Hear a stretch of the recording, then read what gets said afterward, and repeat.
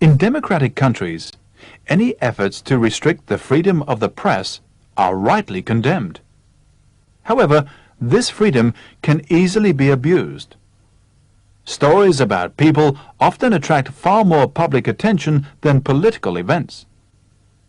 Though we may enjoy reading about the lives of others, it is extremely doubtful whether we would equally enjoy reading about ourselves. Acting on the contention that facts are sacred, reporters can cause untold suffering to individuals by publishing details about their private lives. Newspapers exert such tremendous influence that they can not only bring about major changes to the lives of ordinary people, but can even overthrow a government.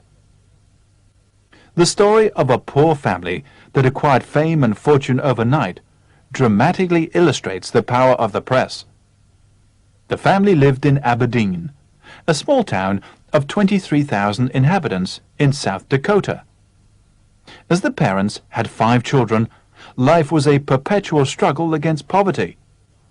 They were expecting their 6th child and were faced with even more pressing economic problems. If they had only had one more child, the fact would have passed unnoticed. They would have continued to struggle against economic odds and would have lived in obscurity. But they suddenly became the parents of quintuplets, 4 girls and a boy, an event which radically changed their lives. The day after the birth of the 5 children, an aeroplane arrived in Aberdeen, bringing 60 reporters and photographers. The rise to fame was swift. Television cameras and newspapers carried the news to everyone in the country. Newspapers and magazines offered the family huge sums for the exclusive rights to publish stories and photographs. Gifts poured in not only from unknown people, but from baby food and soap manufacturers who wished to advertise their products. The old farmhouse the family lived in was to be replaced by a new $500,000 home.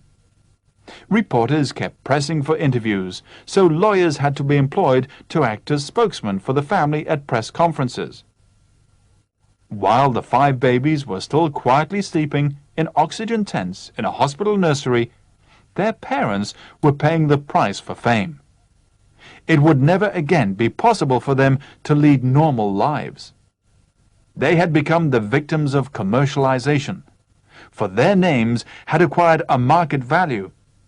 Instead of being 5 new family members, these children had immediately become a commodity.